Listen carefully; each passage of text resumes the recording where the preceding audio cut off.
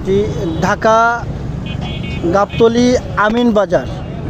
দেখতে পাচ্ছেন ব্রিজের নিচে ছোট একটি নদী।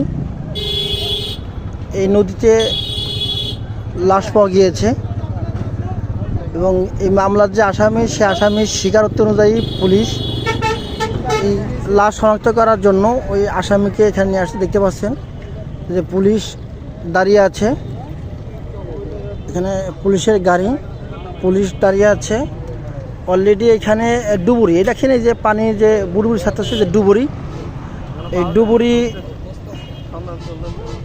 এই ডুবুরি মাধ্যমে এখানে লাশ শনাক্ত করা হচ্ছে।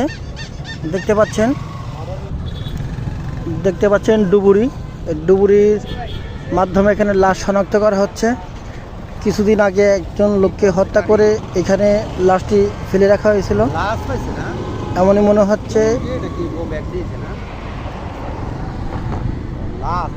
এখানে হাজার হাজার মানুষ দাঁড়িয়ে আছে, দেখতে পাচ্ছেন।